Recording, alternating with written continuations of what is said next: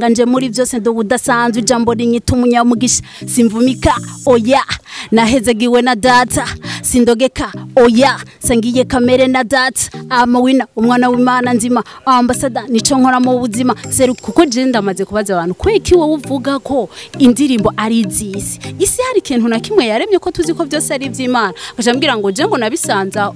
none ubisanga rega turabantu dufise ubwenge bw'Imana donc dutegezwa gukreya gusa difference no vuga kuri hari muri sekira na gospel ni bitandukaniye kuri message gospel bavuga ubutumwa bwiza bwa Yesu Kristo ariko sekira nayo bavuga donc ibintu byahatubaye nyene ibintu by'ubuzima bwacu nico gituma navuze yuko je no yiririmba kuko ndabizi ko atakibazo kihari ego merci. Welcome the brothers and sisters, it's your boy irarenze promoter wa musore wanyu wa musora akora ibishoboka byose kugira ngo abazane zimwe mu mpano zigiye ziriko zira trending muri industry ya music. Uyu munsi mwibaza nabazaniye ndi nabazaniye umu sister bobeshera Cardibi kumana natwe ubanze mumvize kwaza akapera ya mbere kugira ngo aze kuturamutsa akapera twagiye.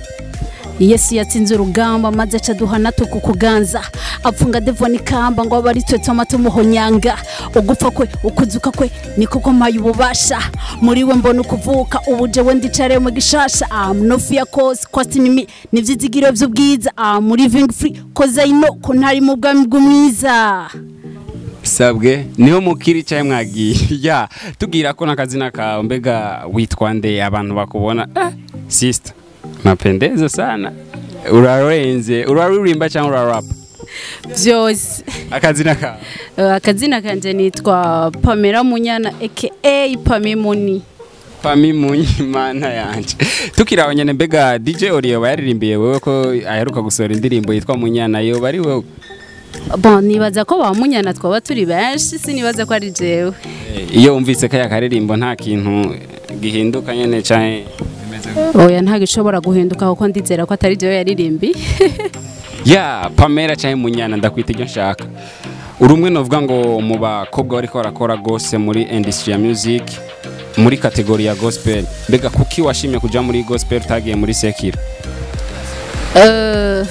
bon sekira ntushobora kuyiririmba kubera ko sekira nibaze kwica tuzakigaruka ko hanyuma kuko byoca bifata umwanya munini impamvu naririmbye kuri nahisemo kuririmba gospel ufite ni dona hawe iyo don rero nayimenye maze kuvuka ubwa kabiri donc maze kwakira umwami Yesu rumva maze kumenya yuko iyo donda ifise sinari gushobora kuyikoresha mu zindi ndirimbo kandi hariho ukuntu ushobora Jean kuvuga ubutumwa bwiza kuko no bifata ko je ndiko ndaririmba ni nka evangelisation kubera ko nk'ubu unye dufate nko muri fraternity wacu mu isomene tuvuze ati tuzoja muri evangelisation twamamaza ubutumwa bwiza je nkababwira ati ndafise repetition donc barantahura kuko barabizi yuko ninasohora indirimbo azoba ari ubutumwa bwiza ndekuye nico gituma nahisemwo gospel kugira namamaze ubutumwa bwa Yesu Kristo kuko nanabimenye maze kuba muri we maze ko mwakira ako nibisigura ko na sekira ntoyiririmba kubera ko hari indirimbo Jean ushobora kuririmbira abantu bagize mariage hari indirimbo ushobora kuririmbira igihugu cacu uhayagize igihugu cacu navyo ne no bikora mu gapolo muba je nkora gospel kandi sinibaza ko izo sekira nzozikora uko utazozikora kandi umuntu yagize mariage nko wabivuze ushobora kumuririmbira indirimbo ya sekira bishitse nzobikora bidashitse sinzobikora bizoboneka nabi mu isengero usanga usengera ntibishobora kuboneka nabi kuko bica bivana na message jewe ntanzi sure yeah bakunzi bandati nkuko mubibona nabazaniye umukobwa novuga ngo umukobwa ararenze ararapa bega kubera iki wahisemwo kuririmba rap mu gihe tuzi yuko abakobwa novuga ngo boroherwa na R&B hapu just je nayihisemo niyo kubera iki yaguhisemwo niyo yakwitoreye cyane niyo washatse kuyiririmba oya ofete igituma mvuze ko yampisemwo avant je ntaratangura ibintu byo kuririmba sinayikunda wanashima n'imiziki n'ivy'imiziki je sinabikunda bon nararaba umuziki ndundi nkaryoherwa nyene bisanzwe ariko ako sinovuga ngo narabikunda cyane oya ntavyo nakunda kuko niyo nzira yuko je no bijamwe ntayo narenze ego maze kuvuka ubwa kabiri nawe bivuze n'ubundi abisubiremo niho namenye ko iyo donda ifise canumva ntanguye kuyikunda vraiment cyane ku buryo donc na R&B nyene ndayumvise nyene sinzi mugabo Rapp ndayikunda n'umutima wanje wose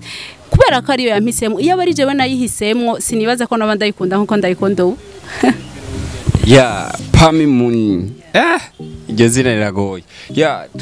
tugerageje kuraba navuga ngo YouTube wawe twarabona yuko kare wakora navuga ngo career solo ugakora uri wenyene ariko ubu nyumaze kuja muri timu kanaka hataragera yuko mvuga izina mbega nikihe kintu coba catumye uva muri career solo ugashima gukorana na timu icyantumye jewe nja gukorana na team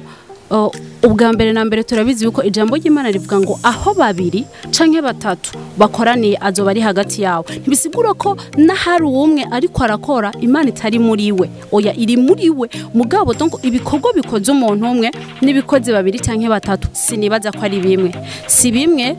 rero icatumye je ndahitamo ni kugira twungurana ubumenyi dufashanye biciye muri Rapp kugira twamamaze inkuru nziza ya Yesu Kristo nibaza ko ari ivyo hari bangana menye rituma no gara numva no vyimba ko yampinduye ngira wiwe sinkiri wa undi oye namba yarishuwa kera nzura ndimusha niyo mpamvu nitucaremwe gisha nganje muri byose ndo budasanzwe ijambo rinyita umunyamugisha simvumika oya nahezegiwe na data sindogeka oya sangiye kamere na data amawina umwana w'Imana nzima ambasada nico nkora mu buzima serukira ijuru kandi uwijuru sinigera manuka ya iryo jambo ritumugaranire mbega bari menye bose baca ugara ku bantu canke bimeze gute oya singara ku bantu ugara kubiko ngara muri jewe nye ugara muri wewe mabikaca ijambo ryavuye kugara turabizi neza yuko turabizi neza ijambo ry'Imana itubwira ngo uwirata yirate ko yamenye Kristo yananje ntegeza kwirata ko namenye Kristo ntegereza kumva nyene ko ndi gihangange kubera ko naramumenye si bose bagiriwe iryo bakwe vraiment si bose bagiriwe iryo bakwe ariko nabandi bazorigirirwa kuko ubutumwa bwiza bwatanzwe kugira bushikire abantu bose agakiza katanzwe ku bantu bose ariko si bose barakakira mugabo nico gituma hari abantu hari aba evangeliste hari aba apôtre kugira bashobore gutanga ubwo butumwa bwiza n'abatarabwakira bashobore kubwakira rero umva ntegerezwa kwishima ntegeza kwirata ntegezwa kugara kubw'igikorwa Yesu Kristo yakoze ya uraje uragara uraje novuga ngo mu bisiga bwenge team mbega umaze gushika mu bisiga bwenge team nibo baguhamagaye uze mukorana canke warabonye ingene bariko barakora hama wifuza gukorana nabo oya sibo bampamagaye mugabo uretse ko jewe nk'ibi bapopoza naciye nsanga ahubwo nabo bari babishaka ufite imwe mu zacu ni zimwe vraiment imwe mu zacu ni zimwe zirahamagarana jewe ndashobora kwiyumvira ikintu abo turi kumwe muri team nabo ugasanga baciyumviriye jewe nariyumviriye donc ndiyumvira team iri kuri eglise kuko sinari gushobora kuja kwira inyuma ya church yanje donc nashaka abantu turi kuri message imwe tugaburirwa n'umuvyeyi umwe ndavuga ati reka mpitemo ibisiga bwenge team maze kubibabwira cyasanga nabahubwo bari bafise inyota vraiment ahubwo ngira bari guhava babinsaba sinzi ego kubwamwe mu yero urumva byose bica bigenda neza ya uraje mu bisiga bwenge team murasohoye indirimbo tukiraho nyene akapera ku gaparti ki wawe waririmbye umaze gushika mu bisiga bwenge turakwiye New World Human kubiryo jambo je nabaye umuntu mushasha I'm not the same ko nagizwe kuba umwana wa nyene ububasha born in Christ living Christ yega my love the Christ vyose ni Christ yega aho ijambo riri niho nzokwama kuko ridahari nta buzima nigiti nkabishami his life is in me sagaciro mgami ko ndi umwana w'umwami ubu nibera mgami yega mwamumvise cyane murumva ya uraje mu bisiga bwenge team mbega ibisiga bwenge team mwoba mufashwa na eglise mu bijanye no gusora indirimbo bimeze gute canke mwisumamo ya ibisiga bwenge team novuga yuko ivyo byose mbajije biraba turisumamwo turafashwa na eglise ku bintu bijanye n'amasupport turafashwa n'abandi bantu bagiye batandukanye bo hanze ego bimwe muri byinshi twama tubona amatimu atangura ameze neza mu nyuma bakagenda barasambuka mbega ntubona yuko byaba bigusubiriza inyuma navuga ngo career yawe ntibishobora gusubiza inyuma kuko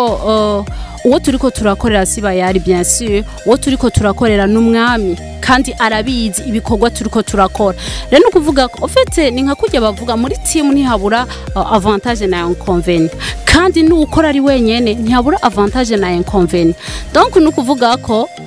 je nibaza ko turinze dusambuka byo bivuye kuri twebwe ariko sinibaza ko ivyo bintu byoba vraiment ya tukiraho nyene pami n'umwana agira kangahe muri famille iwabo tuvukana turi abana bane abahungu babiri n'abakobwa babiri Pamela n'umuhererezi yego atari banga Pamela yo bafise boyfriend canke bimeze gute oya ntawafise arakwihakanye aho nya nibaza yuko vyorara bihagaze uyu munsi ntawuhari kuri jewe pami ugerageje kuraba navuga ngo uyu munsi navuga ko waserukiye ibisiga bweng team mbega nayahema projet mwa mufise muri uno mwaka wa 2021 mubona yuko mbega twizere yuko tuzobona ijya ndirimba imwe yonyene canke hari izindi projet ziri imbere indirimbo imwe ni nyinshi zimeze gutya ya ama projet ntabura uno mwaka nyene turafise ibikorwa byinshi cyane bigiye bitandukanye byo kuvuga ubutumwa bwiza bien sûr kuko nakubwiye ko twe turaba evangeliste birahari nko mu kwa kane canke mu mpera mu mpera zo kwa kane donc ikintu gishasha mugiye kukibona kandi kizoba ari ikintu kimeze neza gitekeye ubushobozi mafro y'imirabi ucubibona nawe ya pami mbega nikihe kintu wama wifuza yuko woshikako mu gihe ubona yuko career yawe uri kiragenda neza ukavuga ati nk'ubunya ndiko ndaraba aho ndubunya naho nibona imbere bizoba bimeze ukunya mbega nka après 5 wibaza yuko pami azobageze ku rwego ruhe pami nubuhe butumwa azoba ari karatanga mu bantu buzotuma avuga ati jewe ngerageje kuraba aho nshitse uyu munsi hariho difference yaho nahoze canke ukeneye ko mugira muri kuri ritime imwe n'abandi oya si ritime imwe donc nkuko namye ndabivuga kare twebwe tuvuga ubutumwa Yesu Kristo donc ubwa Yesu Kristo donc tuvuga ico twacitse tuvuga ico Yesu Kristo yakoze ku musaraba nukuvuga ko tuzobandanya dukora kandi tuzotera imbere duteza imbere n'abandi nukuvuga ko umuntu wese avutse ubwa kabiri kubwa twebwe donc kubwo twavuze ubutumwa bwiza kubwo twagiye muri evangelisation nibaza yuko byose bizoharugwa kuri twebwe tuzobandanya dukora muri 5 aho azoba ari too much uco byumva na umva dutegezwa gutera imbere dutegezwa no kubikora ku buryo navyo bitubeshaho kuko ijambo ry'Imana sinyuguti ijambo ry'Imana ico ryatuvuze ko ritegezwa gushika rero namba je ndi ku kivi ndiko ndakora no kuvuga yuko ntegeza kubaho neza ico byumva ego tegerezwa kubaho tagase mbega uno mwaka wa 2021 mwoba mutegekanya gutegura concert canke nta migambi concert z'amazihari kuri eglise iwacu mu mwaka turashobora kuba dufise nk'ama concert 3 mu mwaka ego ariko ubu nibaza ko zizohaba bien sûr kuko zamaziba ya concert zo muri eglise kenshi urasanga zitabiriwe novuga ngo n'abantu benshi bo muri eglise n'abandi bantu bo ku ruhande ariko atari benshi gose mbega nariko ndavuga novuga ngo hanze ya eglise nkuko mushobora ko organiza concert nimba ari kuri la Costa Beach mukavuga ati ibisiga bweng team byo organize concert ibintu nk'ivyo ufite umwaka utanguye abantu bose bama bafise programme bagenderako nukuvuga ko twe muri programme iwacu nibaza ko iyo yahandi nta yirimwo kiretse ko ari nk'abantu badutumiye tukaja kuririmba kuko bama badutumiye bama babikoze mwama mwatubonye ahantu henshi kiretse ari uko badutumiye sino ivyo hanze kuri twebwe sinibaza ko bihari ya ni kubera iki wavuze yuko ushobora kuririmba novuga ngo zimwe mu ndirimbo zihayagiza isi canke zihayagiza ivy'isi arizo benshi bakunze kwita sekira mu gihe tuzi yuko bamwe mu bakunzi b'umuziki ndundi bazi yuko umuntu aririmba sekira aba ari umuntu atandukanye n'uririmba gospel nihe difference ubona hagati y'ivyo bintu bibi urakoze kubera ko umbajije ikibazo ciza cyane novuga ko abantu benshi nibaza ko babitahura kutariko tugiye kuraba muri kwa basogokuru donc basogokuruza hari ibintu by'imigenzo byari amwezi gisa ego ariko ubunye bitakihari kubera ko twarateye intambwe twarabonye ko atari ibyo ari ububeshi mugani bwari ububeshi kuri ijya myaka byarukuri donc hariho abantu bavuga ngo twebwe kuko je ndamaze kubaza abantu kweki wowe uvuga ko indirimbo ari izisi isi hari ikintu na kimwe yaremye ko tuzi ko byose ari iby'Imana bajambwira ngo je ngo nabisanza none ubisanga rega turabantu dufise ubwenge bw'Imana donc dutegezwa gukreya hari umuririmbyi yamanyohera cyane aririmba sekira ntarinze kuvuga izina iyo ariko araririmba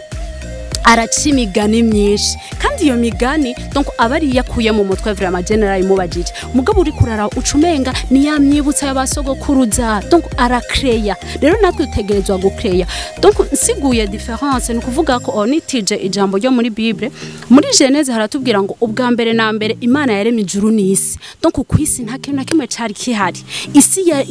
yari kirubuziba ijambo ry'Imana bitubwira yari kirubuziba donc yari gusa imaze kurema ijuru n'isi yagirarema ikintu cyose kijanye donc iki kijanye niki donc Imana irarenze vraiment nigisiga bwenge nisabe muri Jean 1:3-4 hatubwira yuko ngo byose vyaremwe nawe ngo muri we niho hari ubugingo ngo kandi ubwo bugingo ngo bwari umuco none namba tuzi ko byose vyaremwe nawe gute muvuga ngo ivyo bintu ni ivyisi si vyisi Imana yabiremye kugira biyihimbaze biyihayagize par exemple nk'ubu hariho abaririmba sekira